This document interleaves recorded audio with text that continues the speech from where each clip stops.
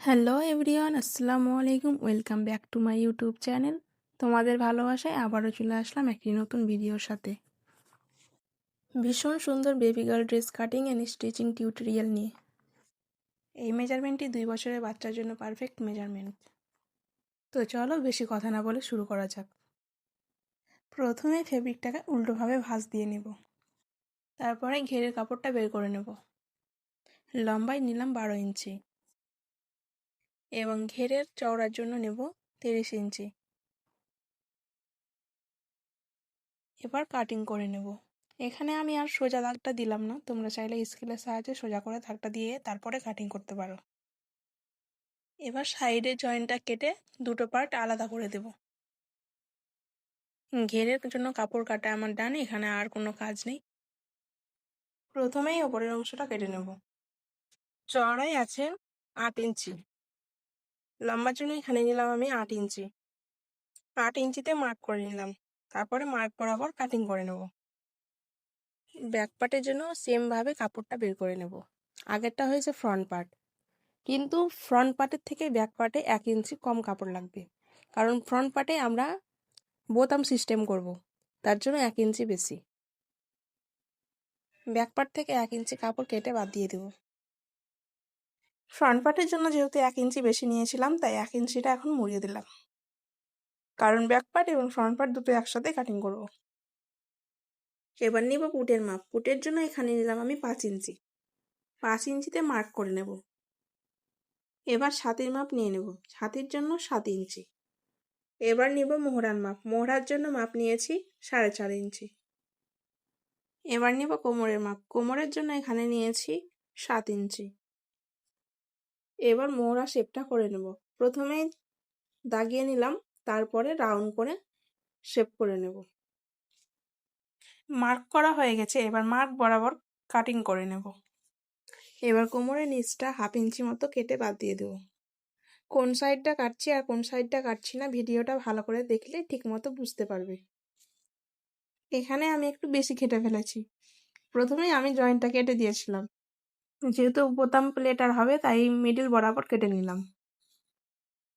Back part এবং front part দুটো পার্টেরই গলার শেপ একসাথে দিয়ে নেব। সামনেটা বেশি নামাবো না, বাচ্চাদের যেহেতু ড্রেস, তাই আমি 2.5 ইঞ্চি নিলাম। আর গলার মাপটা 2 ইঞ্চি। কোনো জায়গায় যদি বুঝতে সমস্যা হয় তাহলে ভিডিওটি ভালো করে দেখবে, অবশ্যই তোমরা বুঝতে পারবে। মার্ক করে নিলাম, এবার রাউন্ড শেপটা দিয়ে নেব। এবার কাটিং করে নেব। এটা হলো front part. Front part cutting হয়ে গেল। এবার ব্যাক পার্ট। ব্যাক পার্টের জন্য এখানে আমি নিলাম 2 ইঞ্চি। আর এটা যেহেতু ব্যাক পার্টের জন্য আমি 1.5 ইঞ্চি নামালাম। গলার শেপটা দিয়ে নেব। শেপ দেওয়া হয়ে গেছে, এবার কাটিং করে নেব। এবার হাতাটা ড্রয়িং করে নেব। হাতার জন্য এখানে আমি নিলাম লম্বায় 10 ইঞ্চি। এই হাতাটা যেহেতু এলাস্টিক লাগানো হাতা হবে, তাই যা মাপ থাকবে তাই রেখে দিতে হবে। হাতের রাউন্ডটা করে নেওয়ার জন্য এখানে আমি 15 ইঞ্চিতে দাগ নিলাম। মোহরার জন্য এখানে 4.5 ইঞ্চি নিতে হবে। এবার কাপটা করে নেব। ড্রয়িং করা হয়ে গেছে, এবার কাটিং করে নেব। এবার হাতার ওপরে যে কুচিটা হবে তার জন্য কাপড় কেটে নেব। চওড়ার জন্য নিলাম 3 ইঞ্চি এবং লম্বার জন্য নিব 10 ইঞ্চি। ড্রয়িং করা হয়ে গেছে, এবার কাটিং করে নেব। সম্পূর্ণ কাটিং ডান, এবার সেলাই যাওয়া যাক। প্রথমেই ফ্রন্ট পার্টের ঘেরের অংশে আমরা লেস অ্যাটাচ করব। লেস অ্যাটাচ করার জন্য নিচ থেকে 4 ইঞ্চি ওপরে মার্ক করে নেব। সম্পূর্ণ কাপড়টাতেই 4 ইঞ্চিতে ডট ডট করে মার্ক করে নেব, কারণ লেস লাগানোর সময় যাতে আমাদের আঁকা বাঁকা না হয়। এবার লেসটা সেলাই করে নেব। এই মার্ক বরাবর লেসটা বসিয়ে দেব।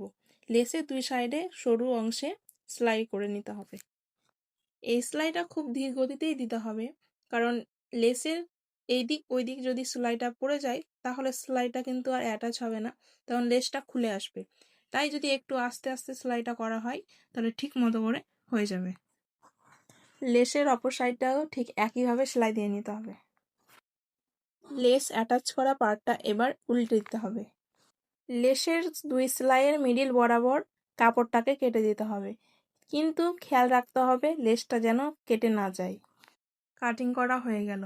এবার কাটা অংশটা 2 দিকটা 2 সাইডে ধরে চাপ সেলাই দিয়ে নিতে হবে। লেস লাগানো কমপ্লিট হয়ে গেল।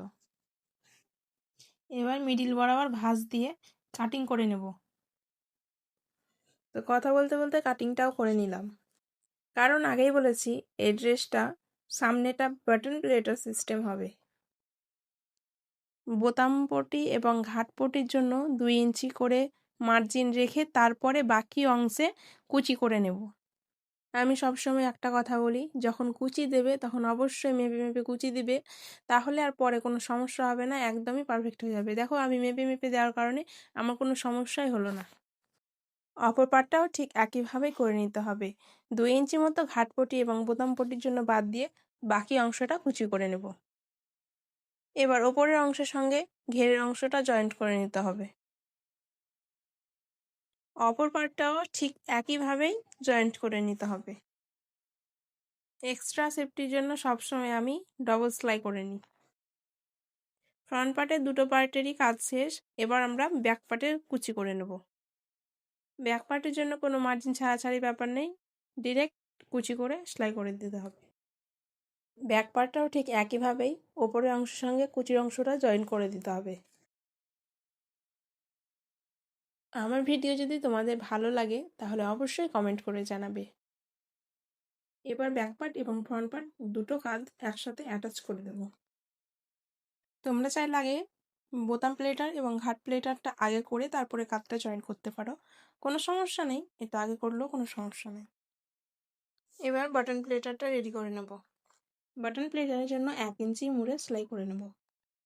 তবে খেয়াল রাখবে ঘাট পটি এবং বোতাম পটির সেলাইয়ের মার্জিনটা যেন সব জায়গায় সমান হয়, তাহলে ফিনিশিংটা ভালো লাগবে দেখতে। ঘাট পটিটাও ঠিক একইভাবে করতে হবে। ক্যামেরাটা আমার অফ হয়ে গেছে, আমি খেয়াল করিনি, তো যাই হোক একইভাবে করতে হবে, কোনো সমস্যা নেই, একদম সেমভাবেই। এবার হাতার উপরে কুচিটা করে নেব। কুচির জন্য যে কাপড়টা কেটে নিয়েছিলাম সেই কাপড়টাকে এবার রাউন্ড করে কেটে নিতে হবে। ভাঁজ দেওয়ার পরে কাটা অংশের নিচ থেকে গোটা অংশের উপর পর্যন্ত রাউন্ড করে নিতে হবে। তোমরা ভিডিওটা ঠিক করে দেখলেই বুঝতে পারবে কিভাবে কেটেছি। এখানেও আমি লেস লাগাবো, ঠিক আগে এগুলো যেভাবে লাগিয়েছি সেমভাবেই আগে সেলাই করে দেওয়ার পরে মিডল বরাবর কেটে আবার দুমড়ে সেলাই দিতে হবে। লেস লাগানো হয়ে গেছে, এবার রাউন্ড সাইডটা মুড়ে নিতে হবে। সরুভাবে মুড়াবো, তাহলে দেখতে ভালো লাগবে।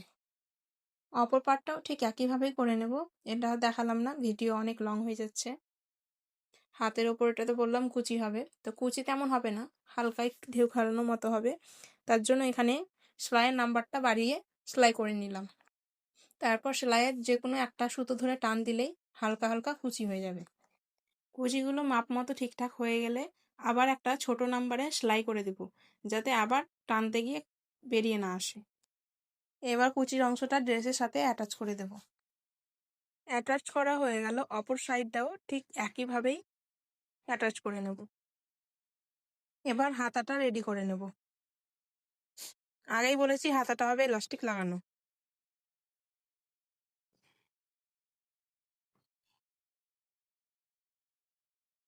ইলাস্টিকটার মাপ অনুযায়ী সেলাই করে নিতে হবে। অপর পাটটাও ঠিক একইভাবেই করে নিতে হবে। অপর পাটটাও ঠিক একইভাবেই করে নিয়েছি। এবার ইলাস্টিকটা ভরে নেব। হাতার জন্য মোট মাপ নিয়েছি 4.5 ইঞ্চি, তোমরা চাইলে 5 ইঞ্চিও নিতে পারো। সেই অনুযায়ী ইলাস্টিক কেটে নিতে হবে। ইলাস্টিকটা সেফটি পিনের সাহায্যে পরিয়ে নেব।